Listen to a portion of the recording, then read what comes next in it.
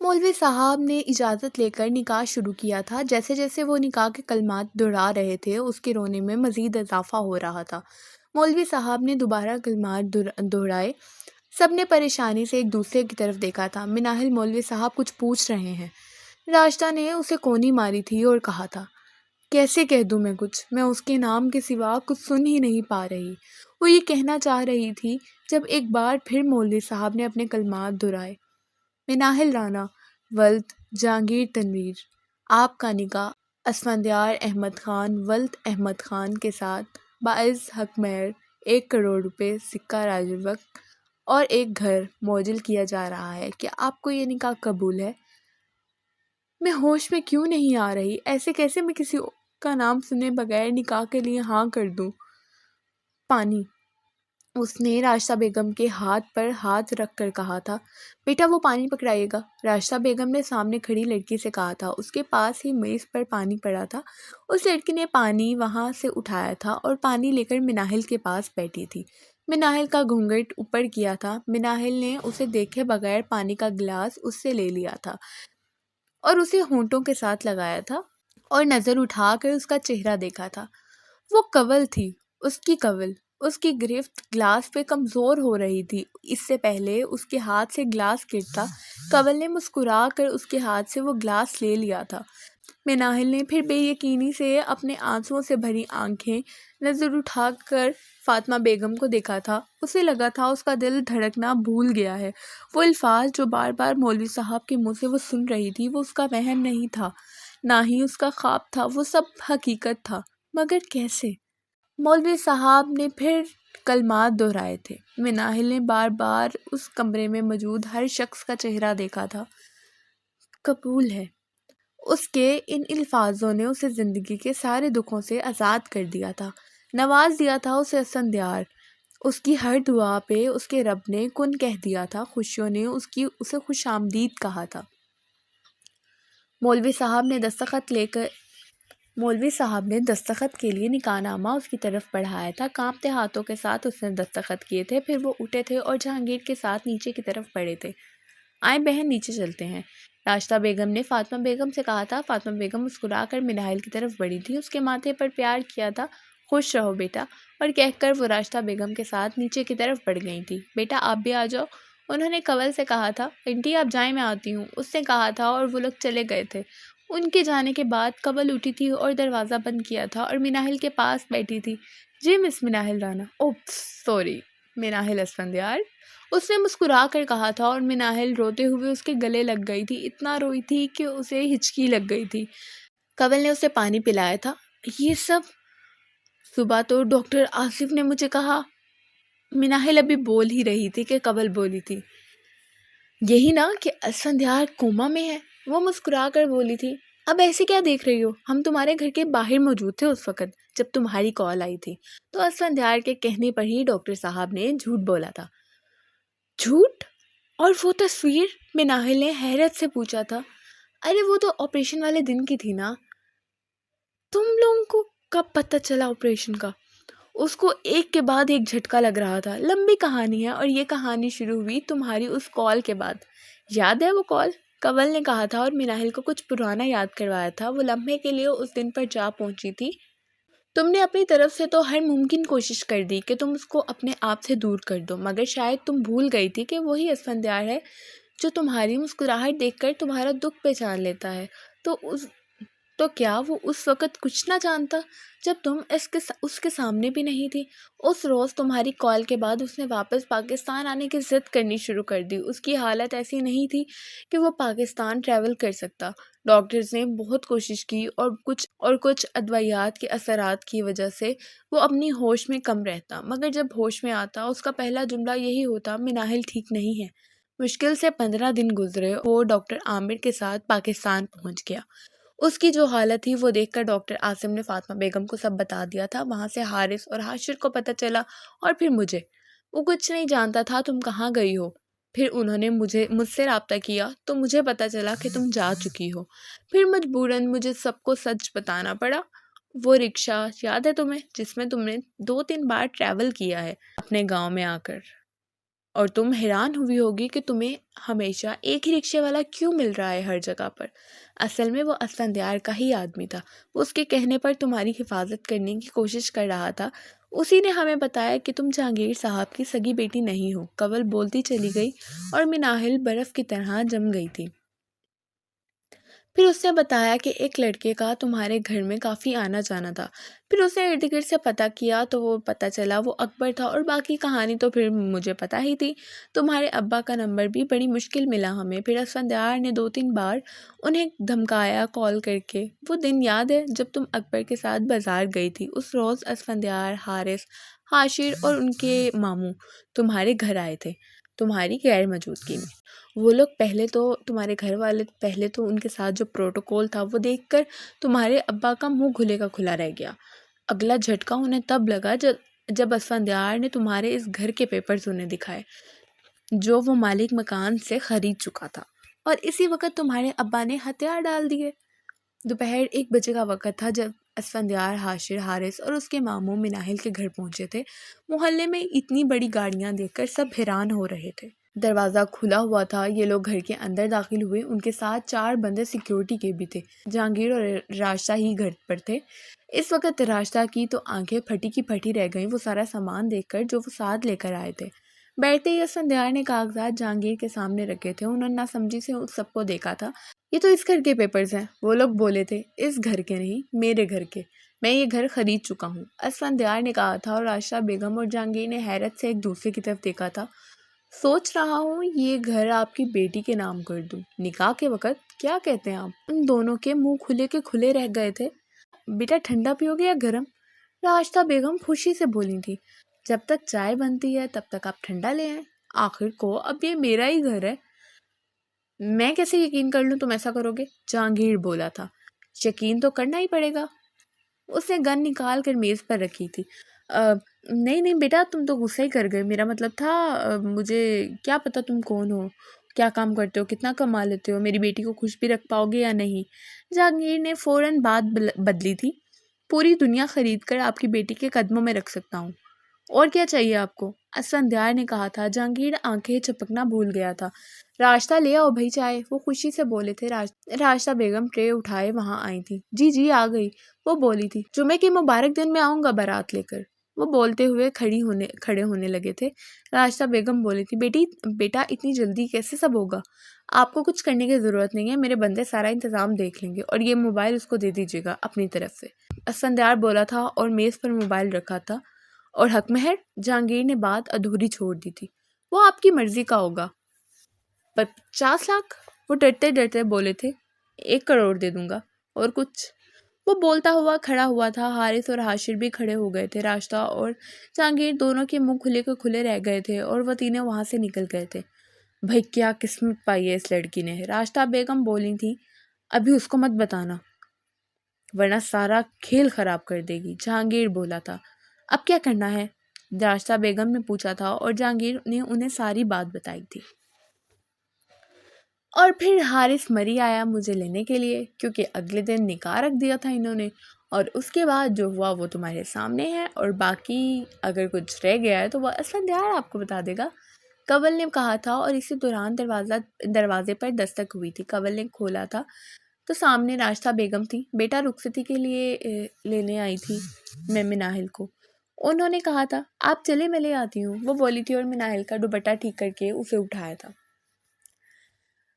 کنول کے ساتھ چلتی ہوئی وہ نیچے کی طرف آئی تھی، مگر نظریں ایک دفعہ بھی اٹھا کر نہیں دیکھی تھی۔ اسے ڈر تھا کہیں اگر یہ اس کا خواب ہوا تو وہ اس کی منظر سے ہٹ جائے گا تو وہ مر جائے گی۔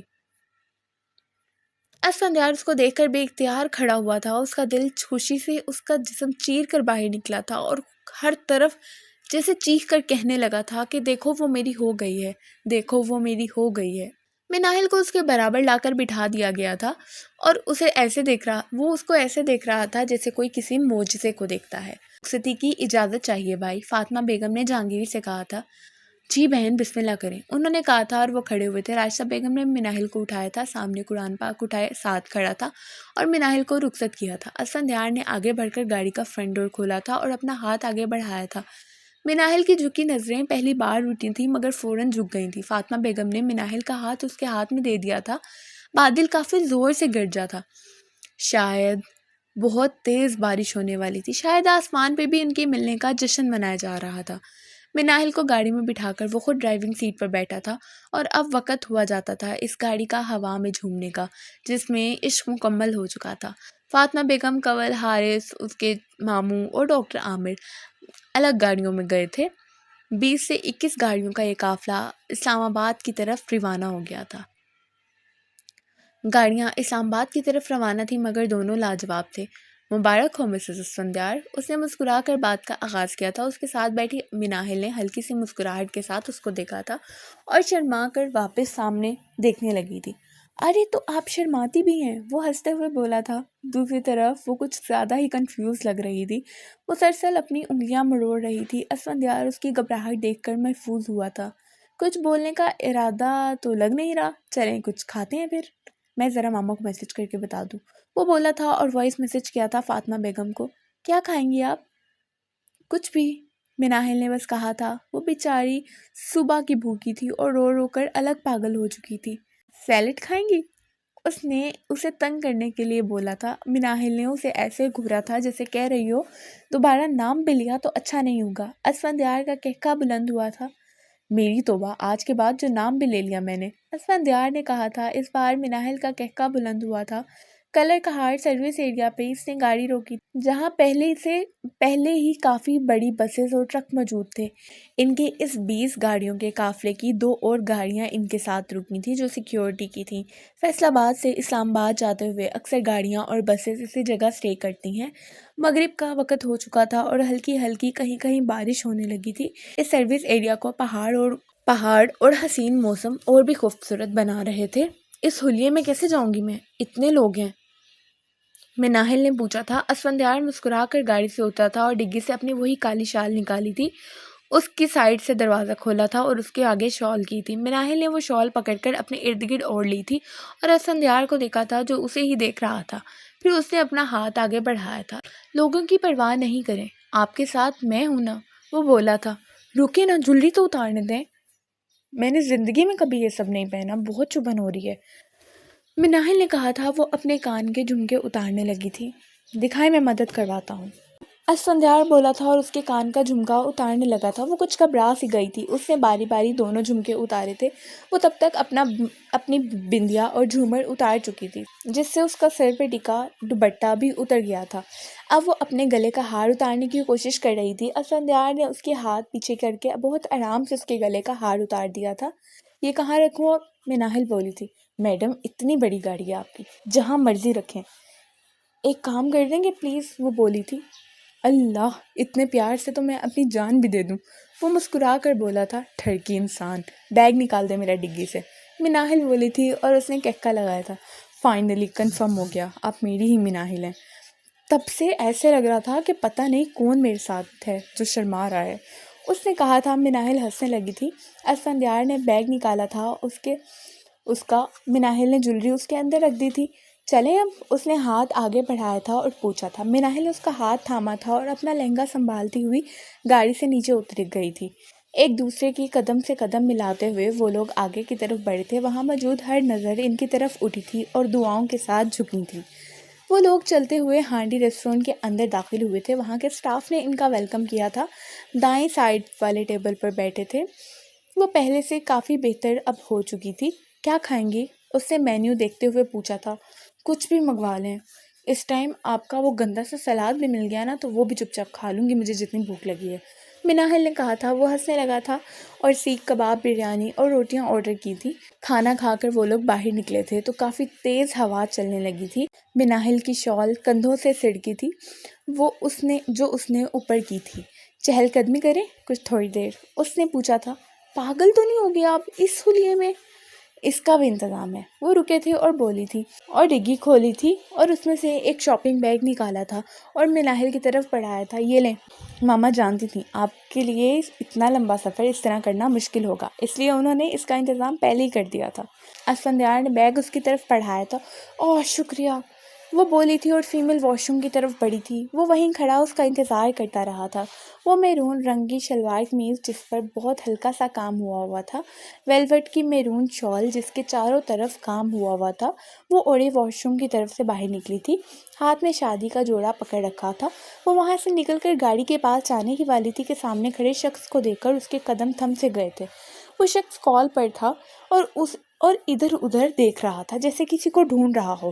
مناہل بھاگتی ہوئی آگے عورتوں کے گروپ کے ساتھ ہو گئی تھی اور اپنا چہرہ شال سے ڈھانپ لیا تھا اور وہاں سے نکل گئی تھی۔ سامنے ہی اسفندیار اس کا منتظر تھا اور اس کو دیکھ کر اس کی طرف بڑھا تھا۔ کیا ہوا، سب ٹھیک ہے؟ وہ اس کا چہرہ دیکھ کر پریشانی سے بولا تھا۔ کچھ نہیں، یہ جوڑا رکھنا ہے گاڑی میں، مناہل نے کہا تھا۔ اسفندیار نے اسے وہ جوڑا لیا تھا، پچھلی سیٹ پر رکھا تھا اور اس کی طرف آیا تھا۔ آپ ٹھیک ہیں؟ ایک بار پھر اس نے پوچھا تھا۔ ہاں ایک دم ٹھیک۔ وہ اب وہاں سے جانا چاہتی تھی۔ وہ نہیں چاہتی تھی کہ وہ شخص جو اندر اس نے دیکھا ہے وہ انہیں دیکھے، مگر اگر وہ اسفندیار کو کہتی تو وہ سمجھ جاتا کہ پکا کوئی مسئلہ ہے، اس لیے وہ خاموش رہی اور یہ لوگ سروس ایریا کی بیک سائڈ پر واک کے لیے پہنچ گئے، جہاں ایک طرف کالے بڑے بڑے پہاڑ تھے اور دوسری طرف سروس ایریا تھا۔ وہاں ان کے علاوہ 3 اور فیملیز بھی موجود تھی۔ انتل حیات کا مطلب پتہ ہے آپ کو؟ اسفندیار نے قدم بڑھاتے ہوئے پوچھا تھا۔ شاید زندگی، اس نے اس کے قدم سے قدم ملاتے ہوئے کہا تھا۔ نہیں، اسفندیار نے کہا تھا۔ مناہل نے نہ سمجھی سے اسے دیکھا تھا۔ اس کا مطلب ہے آپ میری زندگی ہیں، اس نے کہا تھا۔ مناہل کے چلتے قدم ایک لمحے کے لیے رکے تھے، مگر جیسے ہی اسفندیار نے اسے مڑ کر دیکھا وہ چلنے لگی تھی۔ زندگی پتہ ہے کیا ہے؟ اس نے ایک بار پھر پوچھا تھا۔ سانس لینا، مناہل نے کہا تھا۔ اس نے مسکرا کر اسے دیکھا تھا۔ زندگی آپ کی آواز ہے، آپ کی مسکراہٹ ہے، زندگی آپ کی آنکھیں ہیں، آپ کو کہتے ہیں زندگی، یعنی انتل حیات، اس نے مسکرا کر کہا تھا۔ مناہل کی نظریں جھکی ہوئی تھیں، وہ اس کے اور اپنے قدم ایک ساتھ چلتے دیکھ رہی تھی۔ آپ کے لیے مجھے یہ زندگی ملی ہے، آج سے میری یہ زندگی آپ کے نام۔ پہلے اگر کوئی شخص مجھ سے پوچھتا انتل حیات کا مطلب تو شاید آپ کی طرح میرا بھی یہی جواب ہوتا، زندگی، مگر اب میرا جواب آپ ہیں۔ اس نے مناہل کے دونوں ہاتھ تھامے تھے اور بولا تھا۔ مناہل پلک جھپکے بغیر اسے دیکھ رہی تھی۔ پہلی دفعہ اسے حقیقت اتنی حسین لگی تھی۔ میں کوئی بڑے بڑے دعوے نہیں کروں گا کہ میں چاند لے آؤں گا، تارے لے آؤں گا، میں وہ وعدے کروں گا جو میرے اختیار میں ہیں۔ میں اپنے اللہ کو گواہ بنا کر کچھ وعدے کرنا چاہتا ہوں آپ سے۔ آج سے میری زندگی کی ہر سانس آپ کے نام، میری ساری زندگی کی وفاداری، پیار، محبت آپ کے لیے ہے۔ میں نہیں جانتا زندگی میں آپ کتنے دن ہنسی ہیں اور کتنے دن روئی ہیں، پر میرا وعدہ ہے آپ سے، آج کے بعد میں آپ کو کبھی رونے نہیں دوں گا۔ مناہل کو لگا تھا اسے ساری کائنات کی خوشیاں سے نواز دیا گیا ہو۔ اگر میں صحیح بتاؤں تو میری نظروں کو وفادار کر دیا ہے آپ نے۔ میری یہ نظریں ہر کسی کی طرف اٹھ جاتی تھیں پہلے، آپ کو دیکھنے سے پہلے، اب اٹھیں تو لگتا ہے شرک کر رہی ہیں، گناہ کر رہی ہیں۔ وہ بولتے ہوئے جھکا تھا اور اس کے ہاتھ پر بوسہ دیا تھا، اور مناہل فخر سے سب کو کہنا چاہتی تھی کہ دیکھو، میں اس دنیا کی سب سے خوش قسمت لڑکی ہوں۔ آج تک کتابوں میں لکھا ہی تھا کہ پسندیدہ مرد کی آواز دل کی دھڑکن کو بے ترتیب کرنے کا ہنر رکھتی ہے۔ آج وہ محسوس کر رہی تھی اپنے دل کی دھڑکنوں کا بے ترتیب ہونا۔ آپ جانتے ہیں اسفندیار، آپ کی آنکھوں میں مجھے میرا وجود دکھائی دیتا ہے۔ آپ کو دیکھتی ہوں تو مجھے خود سے ملنے کا موقع ملتا ہے۔ محبت کرنا مجھے شاید نہیں آتا، مگر آپ کے بغیر میری زندگی بالکل خالی ہے۔ مجھے شروع سے ہی نفرت رہی ہے محبت سے۔ میرے ماں باپ کا رشتہ، پسند کی شادی کی تھی انہوں نے، اور برباد کر دیا ان کی زندگی کو اس محبت نے۔ میری سارا محبت کرتی تھی حمزہ سے، اور کیا ہوا؟ مر گئی اس کی محبت کے پیچھے۔ میری زندگی کے ان تلخ حصوں نے مجھے کبھی محبت کرنے ہی نہیں دیا۔ میں کبھی آنکھیں بھر کر دیکھ ہی نہیں پائی آپ کو۔ میرے الفاظ تو میری طاقت تھے سب سے بڑی، مگر آپ کے سامنے ایک جملہ بھی نہ بنا پائی میں۔ کول مجھے اکثر کہتی تھی، یہ جتنا محبت سے بھاگتی ہے ایک دن محبت اس کے پیچھے بھاگے گی اور یہ ہار جائے گی، اور محبت کے سامنے ہتھیار ڈال دے گی۔ اور دیکھیں، ڈال دیے میں نے آج ہتھیار آپ کی محبت کے سامنے۔ میں نے آپ کی محبت دل میں ہوتے ہوئے بھی کبھی اللہ سے آپ کو نہیں مانگا، کیونکہ کہیں نہ کہیں کچھ حقیقتیں میرا گلا گھونٹ دیتی تھیں۔ آپ کے پاس سب تھا، مگر میرے پاس کچھ بھی نہیں تھا۔ لوگ کہتے ہیں نا، رشتے بے جوڑ ہوں تو اچھے نہیں لگتے۔ ہمیشہ یہی سوچتی تھی میں، بھلا ہمارا کیا جوڑ؟ آپ آسمان میں موجود چاند ہیں تو میں زمین میں موجود راکھ۔ لوگ کہتے ہیں نا، لڑکا سانولا ہو تو چلتا ہے، مگر لڑکی دودھ جیسی سفید ہونی چاہیے، ورنہ جوڑی کہاں سجے گی۔ مجھے اپنا یہ سانولا رنگ شروع سے ہی بہت پسند تھا۔ شروع سے یہ سمجھایا گیا، کریمے لگا کر رنگ گورا کرو ورنہ کوئی پسند نہیں کرے گا، اور انہوں نے کچھ غلط بھی نہیں کہا۔ بچپن سے ہی میں نے اپنے ارد گرد والے لوگوں کو اپنے رنگ پر تبصرے کرتے سنا ہے، اس رنگ کا مذاق اڑاتے سنا ہے۔ بچپن میں میں کبھی رو بھی پڑتی تھی ان باتوں پر، مگر جیسے جیسے وقت گزرتا گیا ایسے لگا جیسے میں ڈھیٹ بن گئی، مجھ پر لوگوں کی باتوں کا اثر کرنا چھوڑ دیا، مگر کبھی خدا کی بنائی ہوئی شکل و صورت کو تبدیل کرنے کا نہیں سوچا۔ آپ سے محبت کرنا یا نہ کرنا میرے اختیار میں نہیں تھا، ہو گئی تھی مجھے آپ سے محبت۔ مگر پھر آپ کی پھپھو نے مجھے میری اصلیت بتائی، اور اس روز مجھے زندگی میں پہلی دفعہ اللہ سے گلہ ہوا تھا کہ کیا تھا وہ مجھے بھی اچھا رنگ روپ دے دیتا، مجھے آپ کے قابل بنا دیتا۔ لیکن پھر میں خاموش ہو گئی اور گلا گھونٹ لیا ہر اس بات کا جو میرے دل میں تھی۔ اس نے اپنی بات مکمل کی تھی تو اسفندیار نے اس کے آنسو پونچھے تھے اور اس کے ماتھے پر بوسہ دیا تھا۔ مناہل، محبت ایمان ہوتی ہے، ایسا ایمان جو پہلے خدا اور بندے کے درمیان قائم ہوا اور پھر اس کائنات کی ہر چیز محبت کے رنگوں میں رنگ گئی۔ اس محبت نے یہ نہیں دیکھا کون امیر ہے کون غریب ہے، یا پھر کون سانولا ہے تو کون گورا ہے۔ محبت تو بس اپنے رنگ میں رنگ دیتی ہے۔ میرے لیے اس کائنات کی سب سے خوبصورت لڑکی ہیں آپ، اور میری محبت تو اس کائنات کی محبت سے کہیں زیادہ ہے، کیونکہ میں نے آپ کو دیکھے بغیر محبت کی ہے۔ آپ کو دیکھ کر تو میری محبت امر ہوئی ہے۔ اور رہی بات اس عورت کی، تو وہ میری زندگی کی سب سے بڑی غلطی تھی جو میں نے اسے اپنی عظیم ماں سے ملایا، اس عورت کو ان کے برابر رکھا۔ میں نااہل سمجھی نہیں تھی وہ کس عورت کا ذکر کر رہا تھا۔ آپ مجھے کہتی رہیں وہ عورت غلط ہے، مگر میں نے آپ کی ایک بھی بات نہ مانی۔ میں اپنی ماں کو غلط سمجھتا رہا، مجھے لگا وہ مجھے چھوڑ کر گئی ہیں، مگر ایسا نہیں تھا۔ اس آدمی نے جو میرا باپ تھا، اس نے انہیں ہاتھ سے پکڑ کر گھر سے نکالا تھا، اور وہ عورت جو میری ماں جیسی پھپھو بنی پھرتی تھی، اس عورت نے مجھے دھوکے میں رکھا، صرف اپنے اس بھائی کی غلطیوں پر پردہ ڈالنے کے لیے۔ 20 سال میں نے گزارے ہیں اپنی ماں کے بغیر، صرف اس عورت کی وجہ سے۔ اسفندیار نے کہا تھا، مناہل ساری بات سمجھ گئی تھی، مگر یہ سمجھ نہیں آ رہا تھا اسے کہ اسے پتہ کیسے چلا یہ سب آپ کو کس نے بتایا؟ مناہل نے پوچھا تھا۔ میرے امریکہ سے آنے کا کسی کو علم نہیں تھا، میں اچانک پہنچا تھا، تب وہ عورت میرے گھر پر ہی موجود تھی۔